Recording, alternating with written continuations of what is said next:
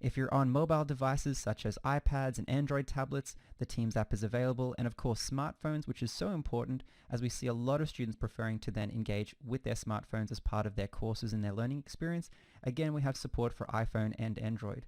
Finally, you can also use Teams in the web browser, so if you're using Edge, Chrome, Safari, and others, you can immediately load the Teams app today. To get the free app for your device, simply head to aka.ms/getteams to download the application itself, or if you are using a device with an app store, so your iPhone, just go straight to the app store and search Microsoft Teams.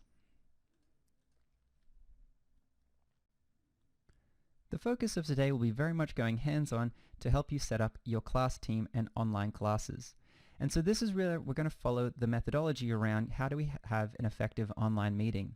And that really has three key parts: before your lecture or your class, during, how do you deliver your teaching, and after, how do you continue conversations and also make on-demand revision of the content you covered available to your students. What we'll be looking at, if we add a little bit more detail to that, is before the class, setting up the class itself, scheduling your lecture or online class, preparing your device to do the online meeting. Then during, how do you present content to the attendees, your students? How do you manage things like conversations, polls, and getting feedback from students? And also then making sure that you record that and make it available on demand later for your students.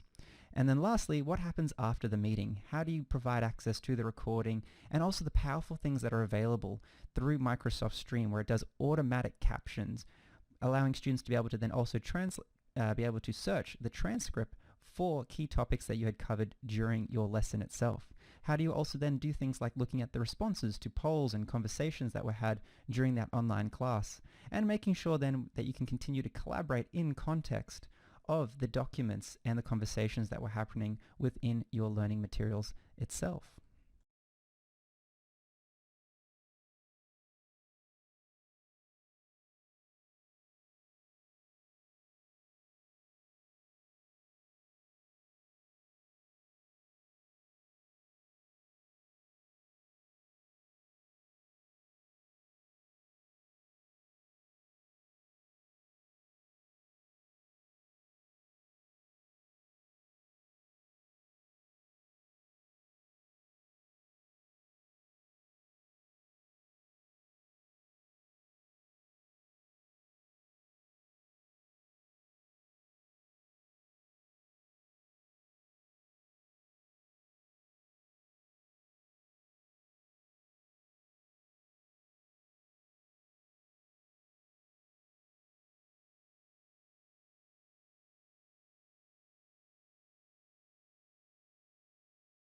See here from files, we actually have then a class materials folder. Anything you put in that folder, students cannot edit. If you create other files outside of the folder, then they can collaborate and work together on those documents. Now I'm going to head over to class materials, and you'll see here by default it's empty, and it lets you know again that the read-only for students and yourself can then edit those files. I of course could create a brand new file here, and I can also upload existing files. So even if you have images, PDF documents, you can put them in here to distribute them to your students. I actually have an existing file in my OneDrive. So I'm going to go and click on Files on the left-hand side. Click on my OneDrive, which is my personal place as part of my organization to be able to store my files securely. And I'm going to copy over the topic 1, entrepreneurship. So I simply go and click copy, and I want to distribute that to one of the teams that I'm in, which is my B103 Business Studies, to the general channel, and I'm going to put that into the class materials. And just like that, what that will do is copy it over to the team. You can see there one file has been copied. If I head on back to Teams, back to my class materials, and there it is. Now the slides available for my online lesson that my students can review beforehand. As a best practice, you should create a channel for each week or each topic that you have as a core part of the lesson and course that you're going to be teaching. You can see here right now we only have a general channel. What I'm going to do is add in a few more channels, and this will also help to then structure where we have our online meetings. You can see here I'm going to go over to add a channel. I'm going to call this Week 1 Entrepreneurship. You can see I have the ability to give it a description. One thing I would recommend for anything that you want all students to see, If you click automatically show this channel, it will pin it so it's available on the left hand side. The times when you might not want to have everyone see it is if it's maybe a secondary channel where it's maybe just an interest topic rather than a core topic to your course. And something to be aware of, you can also make private channels. So this is good for students working in groups, or if you want to have a private channel with a teaching colleague in the context of your team. But because we want all students to be part of the content for week 1, I'm going to leave it like this and click add. You can see, just like that, we now have week 1, entrepreneurship, and I'll add another channel just for another quick example. We'll call this one week 2, market trends. And again, just like that, I'm going to add that in. So we now have another week. And what you will see here is each channel has its own conversation space where you can post a message. It has its own file space. So you'll see when I click on files, I cannot now see the class materials because the class materials is in the general channel. So this is really great if you want to have then different sort of files in different channels and structure it. The class materials is by default always in, of course, the general channel. Now we've started to give our class a bit of structure. Time to schedule the online lesson. For the online lesson, we're actually going to schedule that in a team that I've pre-created with a bit more back and forth with existing students. So let me show you what that looks like. So going to the B102 Business Studies, you'll see here we have now an existing team.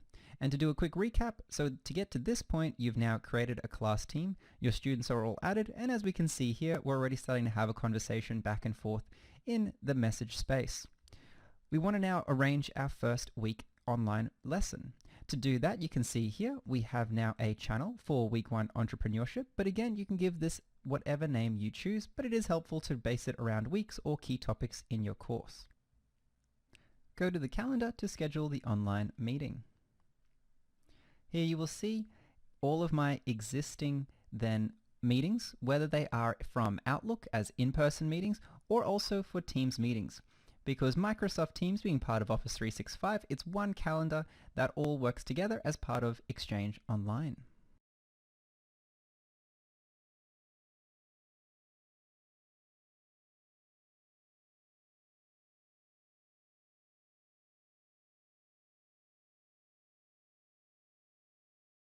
Here, this opens up the meeting invite. What I simply do is give it a title, so we're going to call this one Week 1. Entrepreneurship. The location, if we did have a lecture theatre, we could also put in the location, or if you have a classroom. But because this is an online Teams meeting, I'm going to leave it blank. And I'm also then going to add in here the additional bit of context for my students. So this is where I'll just say, hi students, for week 1 we'll be meeting online for the content I'll be teaching you. Where it's really powerful because we already have the class. To be able to invite my students, I don't have to type in all of their names. I simply say I want to meet in the context of the course itself. You can see here, there is my business studies, and then there are the different channels. So we're going to have our week 1 online meeting in the context of the week 1 channel. You can see here, this is a Microsoft Teams online meeting. Everyone can join online. What's powerful about this though is only the students in this course will be invited to this. So what this means is all of the students will receive a calendar invite, but it's now localized to the scope of the course itself. Simply click on schedule. And you will see what this has done is that we now have in the week 1 entrepreneurship, the online meeting has now been posted here, so all of my students can see that we'll be meeting on Friday at 10 a.m. As well as also if I go back to the calendar, I can now also see that it is in the calendar. So this will also appear in your Outlook calendar because they are one and the same. So even if you're using the Outlook desktop client, you have the ability to see it here. If you make a typo, you can always go back and click on edit. For example, actually this is a 1-hour online class, so I'm just going to amend that and click update. There we go. One other piece of advice, depending on the way that you want to run your class or your online lecture, when I go back to my week 1 meeting, I can click on meeting options. What this allows is for me to define who will be able to present. Now, if I leave this as everyone, this does mean that students can also present their content. So if you are looking to present and have a back and forth with students, this can be ideal. If you're looking to do, say, a lecture and only you want to be presenting, you don't want students to interrupt the recording, you don't want them to be able to present their desktops and ensure that you have the full control over the online meeting, this is where I would suggest that you have maybe only specific people if you have, say, a teaching assistant. And then there are the different channels. So we're going to have our week 1 online meeting in the context of the week 1 channel. You can see here, this is a Microsoft Teams online meeting. Everyone can join online. What's powerful about this though is only the students in this course will be invited to this. So what this means is all of the students will receive a calendar invite, but it's now localized to the scope of the course itself. Simply click on schedule. And you will see what this has done is that we now have in the week 1 entrepreneurship, the online meeting has now been posted here. So all of my students can see that we'll be meeting on Friday at 10 a.m.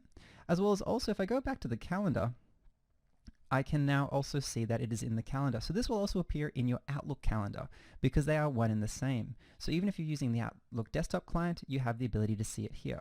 If you make a typo, you can always go back and click on edit. For example, actually this is a 1-hour online class, so I'm just going to amend that and click update. There we go. One other piece of advice, depending on the way that you want to run your class or your online lecture, when I go back to my week 1 meeting, I can click on meeting options. What this allows is for me to define who will be able to present. Now, if I leave this as everyone, this does mean that students can also present their content. So if you are looking to present and have a back and forth with students, this can be ideal. If you're looking to do, say, a lecture and only you want to be presenting, you don't want students to interrupt the recording, you don't want them to be able to present their desktops and ensure that you have the full control over the online meeting, this is where I would suggest that you have maybe only specific people if you have, say, a teaching assistant, or just yourself. When I click save, this will now mean only myself as the person who has arranged the meeting will be able to then present and manage the recording.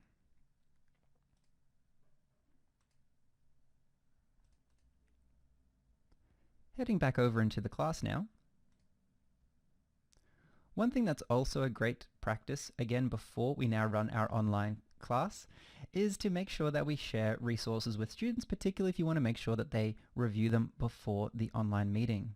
To do that, I simply go over to the main conversation space and I can then format this. When I click on that A for format, it gives me additional options. And what I'll be able to do here is then go through and type out a message for my students. Let's give this a title or subject. I'll say review materials before class. And one of the key things to keep in mind with Microsoft Teams when you are in a channel is to make sure you use @mentions. What @mentions do is it will notify then either individual students, groups of students, or everyone in your class.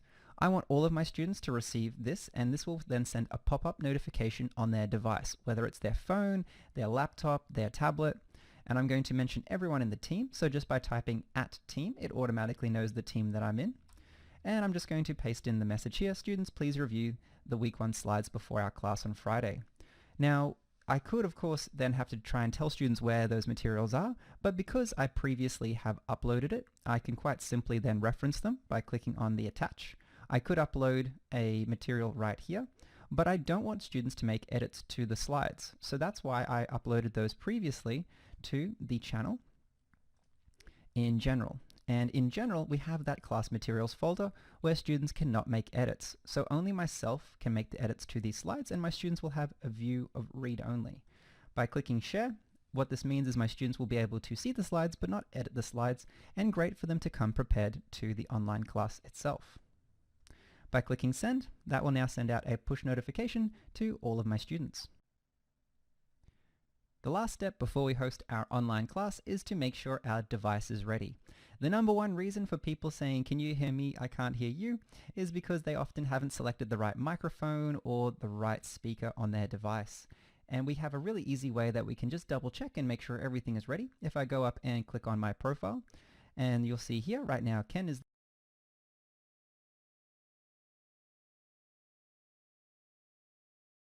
this is where I can go through and double check the devices. So make sure you have the right speaker, the right microphone selected, particularly if you are plugged in to say multiple monitors.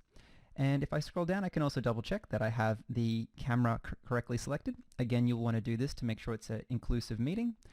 The most important part here is to make sure you click on that make a test call. What this does is it allows you to then do a online call which you can hear what their attendees will hear. So it's the perfect way to make sure that your speakers and microphone are ready to go before your online class.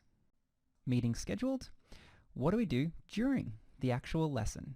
This is where we're going to go through 3 parts: present content to attendees, record the session for later viewing, and then managing conversations and questions. One thing to keep in mind is as part of Microsoft Teams online meetings, up to 250 people can attend with their video on, but it's the most recent speakers whose videos will appear then in the view space. Now, because I'm doing a webinar demo today, you'll see that we don't have the video on because I'll be playing the roles of a few different people. But what Teams then does is it allows you to then have everyone with live video feeds, and just like in person, when someone pauses speaking, normally you would look at the next person who has then started talking. And that's exactly what happens within Teams, where you will see then the most recent speaker comes into the view if they're not already there. So here's an example of what that looks like.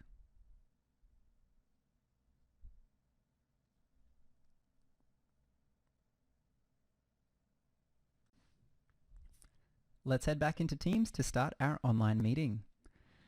From the calendar, you'll see there is the Monday morning online class that we have. So I'm just going to go and click on that.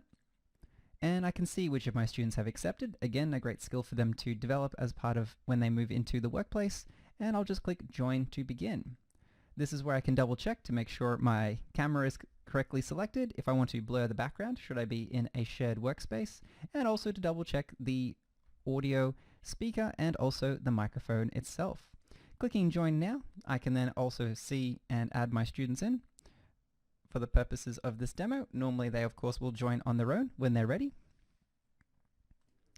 And what we can see here is the students have now come in and joined. If I click on Show Participants, the students have now joined, and I can see again which students are currently in my class that are in the online class right now and which are not.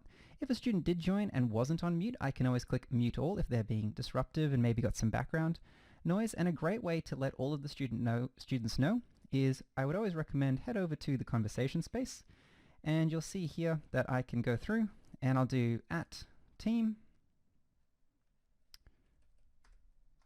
this week's online class has started. And what that'll do is send a push notification to everyone to let them know that the class has begun. In addition to, of course, they would receive a reminder from their calendar, but I like to do this as well just so they get that extra pop-up on their phone. Going through, I can now see the students who have currently joined. Remember, if this was normal, you would encourage them all to turn their video on, but because for the purposes of the webinar today, I'll be playing a few different roles. The first thing I want to do is, like any good good online session, is make sure I start the recording.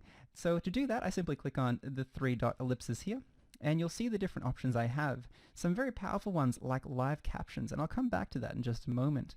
When I click Start Recording, this will then record everything that is said, all of the screen share, and all of the interactions from a voice, video, and what's being shared on my screen back and forth throughout this class or throughout this lecture. To begin, I'm going to now click Start Recording. You'll see what happens is it will then pop up with a red recording dot. Ken has started the recording, you are recording, and everyone will receive a notification that recording has begun. Let's get into the content itself for this session. I can then click Share. Now that Share button is incredibly powerful because it lets me share my screen, a set of slides, or even a collaborative whiteboard. Now you'll see here on the left-hand side, we have the ability to include system audio. So if you wanted to share something, a music clip or something that was on your device, you can then also include your system audio. If you want to then work together with your students and show them something that is not on a slide deck, for example, this is where sharing your screen will show anything on your desktop screen. So this is great if you wanted to take your students through using a program like, let's say, Adobe Photoshop, where you don't really want to have slides that you're talking to. You literally want to take them through the application itself. Anything on your desktop, your students will now see. And sharing desktop is the best approach in a low bandwidth environment. You'll see here I can then also share a specific window. So let's say I don't want my students to potentially see my emails pop up. If I just share the window itself of the application I have open, so for example OneNote or again just a slide deck, then only that window will be visible by my students, and a great way to make sure your content stays private if you did have other windows open on your desktop. And the last option I have is the ability to share then directly PowerPoint slides. And when I click on a PowerPoint slide, what this will do is allows my students to also be able to move through the slides without changing the slide that I'm currently presenting to others. As a rule of thumb, you definitely want to focus on particularly sharing a window or your desktop, because these are great because it ensures whatever you're sharing, your students will see. And the PowerPoint slides are powerful if you want students to be able to move through the slides for their own reference while you're presenting to them. Clicking on the slides like this, you'll see here it says opening topic 1, entrepreneurship. And now we can start to go through the content for today. This is where now you would just be talking to these slides, or if you're sharing, I'll leave it off because of the demo. And you'll see here what will appear is then the slides that we're seeing just like before when I was on my desktop, and I can also go through and turn on live captions. This will then give me the ability to see in real time what is being said, and it is a very helpful and powerful tool to create a more inclusive online meeting. To finish, press the red hang up.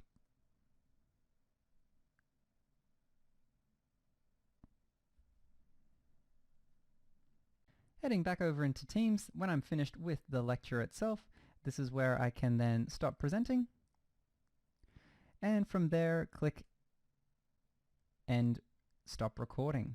What this will then do, it'll mean that once the recording is stopped, no more of the conversation will be recorded. Of course, it gives me a good reminder, and at that point I can invite my students to finish up and start leaving the lecture itself. And then you'll see here when I'm ready to finish up, I simply click hang up also.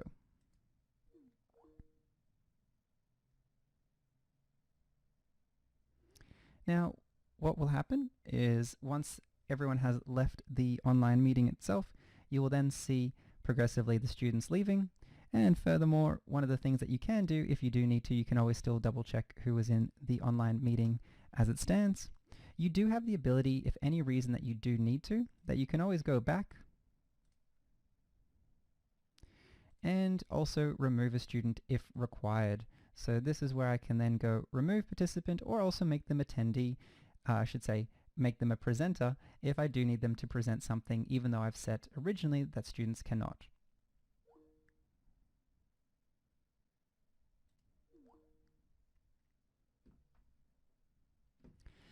Now that the online meeting has concluded, you'll see that the meeting has stopped, and it is now saving the recording to Microsoft Stream. For those that haven't used Microsoft Stream before, let me head over and continue a bit of a conversation around that. Let's head to the platform service unique to your organization. You own all the content that gets stored there, and it means it's automatically made available. By clicking on Make This a Tab, it'll automatically then pin that video to the top, meaning my students and anyone else in this class can review this content as much as they need on demand. I can also rename the tab if we want to go and click rename, and we can call this one Week 1 Recording. And now my students will always be able to see this pinned permanently across the top of the channel itself. So from the post section, this is where you will then see the ability to see the recording, as well as also other things like files and so on. Very, very helpful and very useful for our students. You saw before we have now an opportunity where we can continue conversations, but what about collaborating? Because putting files in the class materials folder means students cannot edit them. But what if we do want to have an experience where we're all collaborating together after our online meeting has finished? Well, from the file section here, I don't currently have any files. I could create a new one or upload an existing. So that's exactly what I'm going to do from my OneDrive files themselves. Because I have a group task I want my students to complete, that they're putting together a few different ideas for a startup. I can also start a conversation in the context of this document, which is very, very powerful, and I can give them some positive feedback and say, great work to Marsha and Terry. Remember to do that, you always want to use the app mention. Immersive Reader. Now the Immersive Reader is incredibly powerful because what it allows me to do is then also view this in my own way that helps me depending on my visual requirements.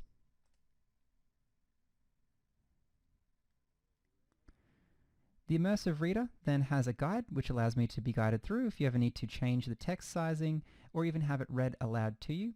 And where this is very powerful is you'll see then if you want to have the text read back to you, or if you need to have the text with different colored backgrounds, depending on your learning requirements, Teams is then able to then adapt any of those text conversation messages to be able to then share worksheets with them and save time and paper while you can then distribute worksheets and have them work collaboratively together.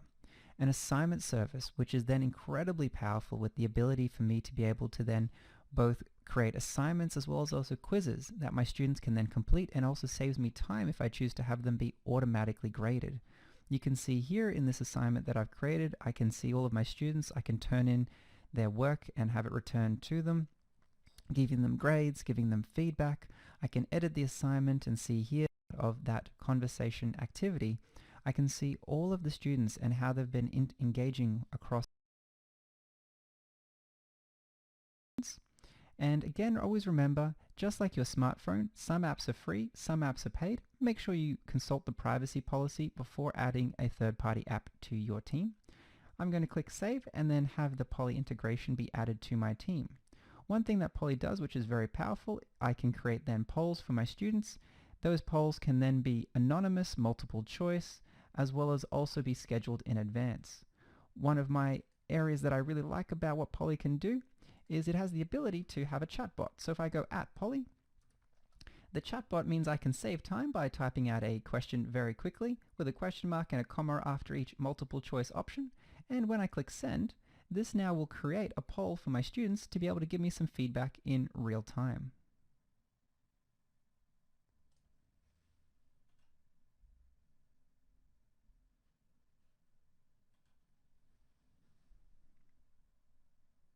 Short overview of all of the topics that we've covered as part of the Training tab.